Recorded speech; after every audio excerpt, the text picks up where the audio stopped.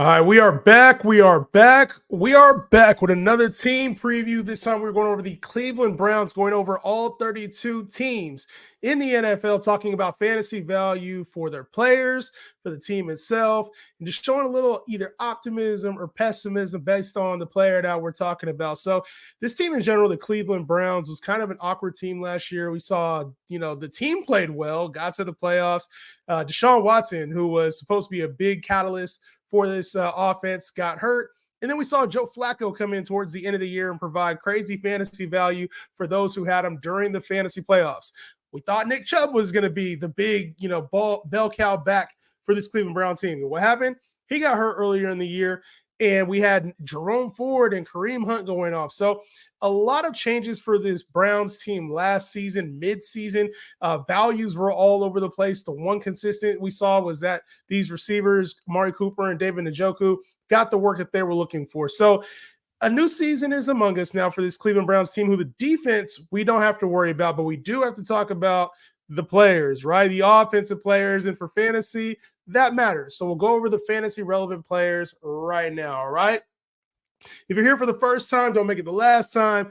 You're with the Justin Henry Show. We talk fantasy football all season long. I do weekly previews going through each individual matchup. I also do Q&A live sessions where you're able to ask questions about your team. There will be video calls you can have, join leagues with me. So if you're here and you want a good time, man, go ahead and hit the subscribe button. Drop a comment, too, if you got a player that I don't talk about here on this episode. Feel free to drop a comment, all right? I mean, obviously, at first, we got to start with the quarterback position when it comes to this Cleveland Browns team and what's going on, right, with Deshaun Watson. Obviously, was suspended for a portion of the year 2 years ago, came back, didn't look good. We expected better out of Deshaun Watson.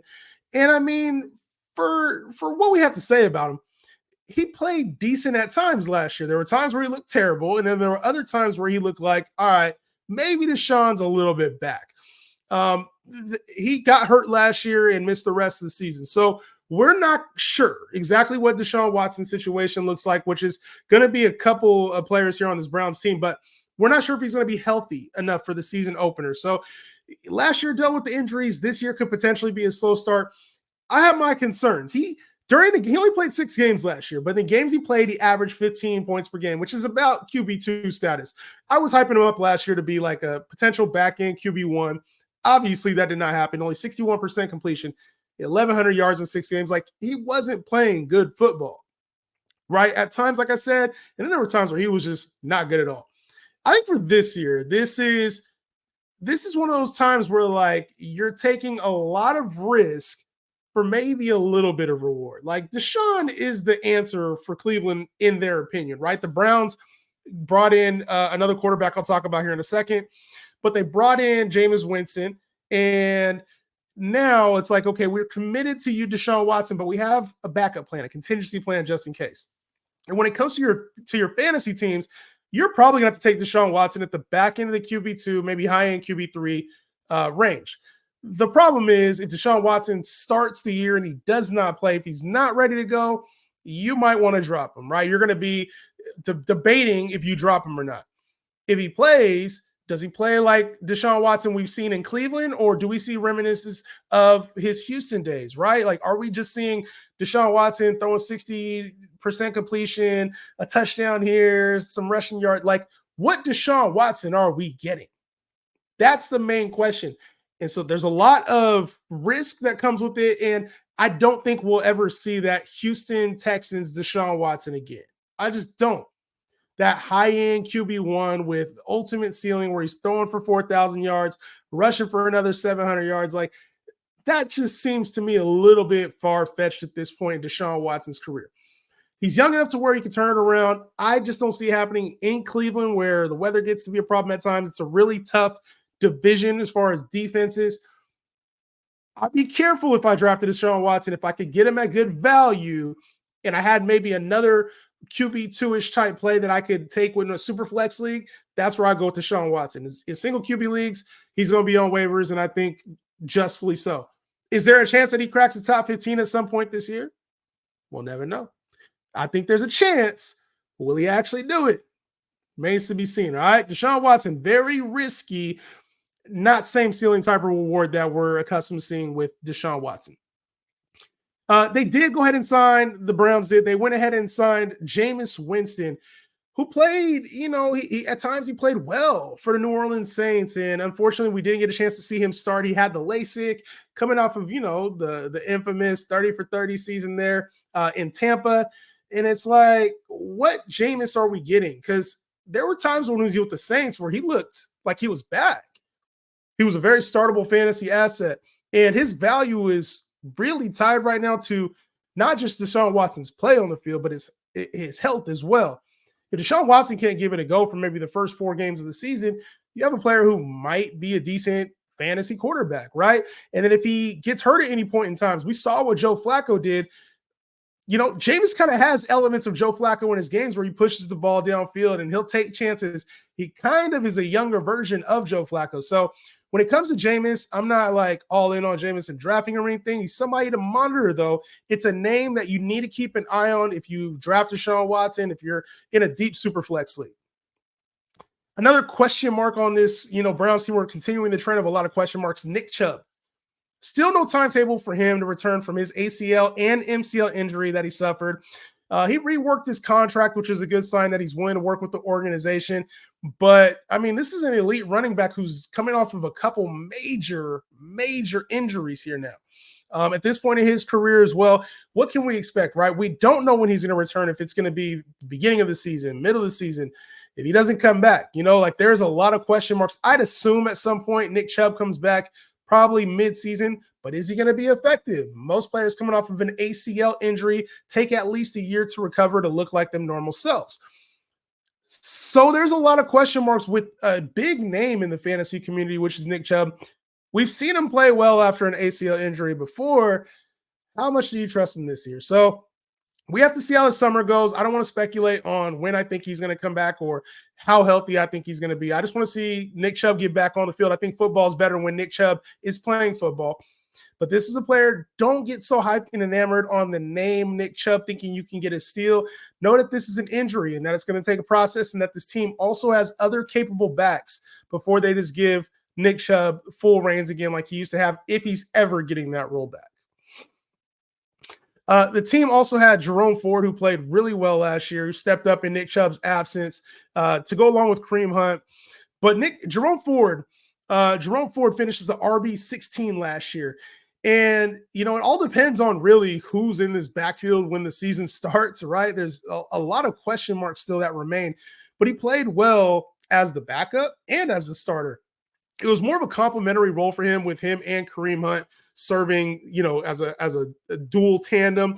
But when you talk about 800 yards rushing at four rushing touchdowns, got it done through the air.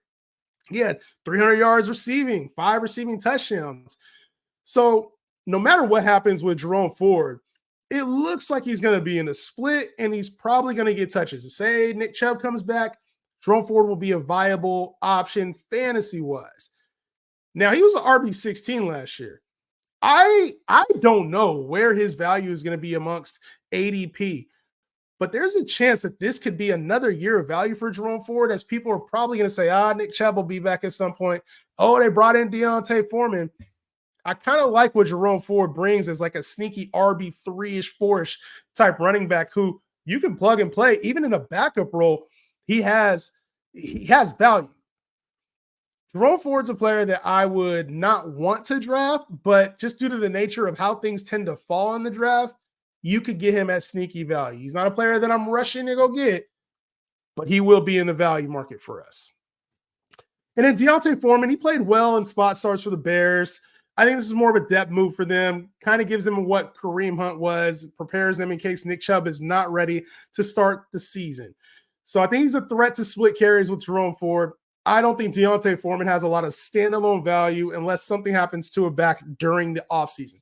I think D'Onta Foreman is a depth piece at best, bye week at best, even when he's the starting back. We saw that last year with the Chicago Bears, and we've seen it in the past with the Carolina Panthers. So D'Onta Foreman, a name to note just in case something happens this offseason. If Chubb can't get back, something happens with Jerome Ford, I don't really think he's a threat to be a fantasy asset unless you're in a 16-team league. All right, receivers. Some big news at receiver actually for this Browns team, but let's start with Amari Cooper, who finishes a wide receiver 20, played well. He only played 15 games last year, but he had some mega games for our fantasy teams, and there was times where he looked like he could be a wide receiver one some weeks, and then other times where he didn't play as well. But 72 catches, he had 1,200 yards, 5 touchdowns, and he's consistently been a top 20 receiver in fantasy. I think there's going to be some more exciting names that go ahead of him yet again this season, but we can continue to count on Amari Cooper to be a top 20 wide receiver asset, even with the new addition of Jerry Jeudy to this receiving core. I think it doesn't matter if it's Deshaun Watson, it doesn't matter if it's Jameis Winston to start the year. No matter what, Amari Cooper's proven he gets open and he can make catches, make plays, no matter who's the quarterback, because we saw him go crazy with Joe Flacco in a few games towards the end of last year. So I am all still good with Amari Cooper as your wide receiver 2 or 3. I think he provides immense value there in the back end, wide receiver 2, high end wide receiver 3 range. The only way I'd be out on Amari Cooper is if he starts to creep up into the top 15 to 17 plus receivers, right? If you're going like the wide receiver 12, like we have to check his ADP. But I think towards the start of the season, Amari Cooper is going to start sliding down to that wide receiver 3 range, where I think he could be a really nice value this year. I mentioned Jerry Jeudy, who was acquired by this Cleveland Browns team the offseason. So the Denver Broncos receiver, he was expected to make some leaps last year with Russ. I kind of thought he would play better than he did. Struggled with some injuries, couldn't stay on the field, didn't play well as well, got called out by Steve Smith. So there was a bunch of stuff with Jerry Jeudy, who's a former first-round pick. This guy's a former first-round pick. And the team signed him to a 3-year extension, making $8 million a year, 3 years, $24 million. But what are we expecting to get out of Jerry Jeudy is the big question mark. He finishes the wide receiver 50. And I mean, I was like big on Jerry Jeudy kind of taking over the role that Courtland Sutton took over for the Broncos.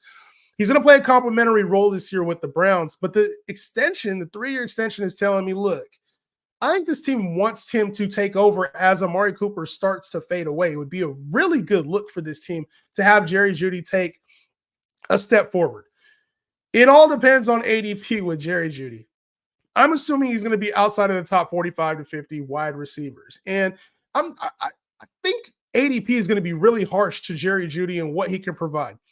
I don't see the same ceiling that we saw in Denver, just due to the division, due to the kind of the nature of the way this Browns offense is set up, where they run the football, play defense.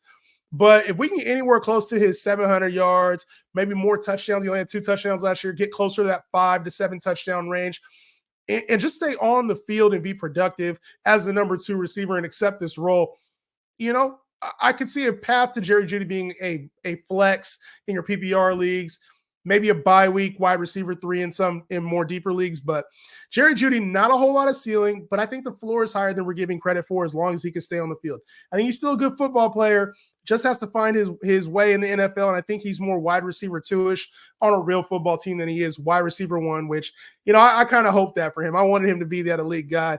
I'm not sure he gets there. And if he does, it'd be a very nice surprise at the draft spot you're able to get him this season. For Elijah Moore, I don't want to spend too much time on him. You should just expect regression with Jerry Jeudy coming in, Cedric Tillman potentially taking on a bigger role this year. He's never finished higher than anything more than as a wide receiver 5. Yes, I know he showed flashes over the course of time with the Jets there at the end of his rookie season. Showed a couple games last year for Elijah Moore, but he's going to be 4th in line for targets, and that's at best, and that's behind even the tight end. So I'm not worried about Elijah Moore at all. More is less. If you've been rocking with me, more is less sometimes. And then as far as tight end goes, career season for David NJOKU. Shout out to him. He had a great season. Finished as the tight end 6 last year. Starting to hit his prime. He's 27 years old now. Had 81 catches. Like, for a tight end, that's an amazing season. 882 yards and 6 touchdowns. He was a big target hog last year for not just Joe Flacco, but for Deshaun Watson when he played. This team started to use him as a receiver. David NJOKU is a player that, he's going to surprise people yet again, and he's kind of established himself in this role. He was an early draft pick. And now it's finally paying dividends for the Browns. And I think getting another weapon on the outside like Jerry Jeudy, being able to have different targets for this team is only going to help his value, make it more efficient. I don't see a big ceiling for him where he can be a top 3 guy, but continue to expect him in this mid-tier to back end tight end 1 range. I see that for at least the next couple seasons when it comes to David NJOKU, especially around here in this 5 to 7 range. This seems like a good spot for him. So I don't see a whole lot of ceiling when it comes to David NJOKU, but I do see a very high floor and a really locked in starter for your team that you can get in, in the later 7th to 9th rounds of your fantasy drafts. All right. So that does it for the Cleveland Browns. Make sure you guys drop a sub. Drop a comment too if you're enjoying the content. Let me know so I can push through these 32 episodes and get onto some other type of list. More content coming your way. See you on the next one. Peace out.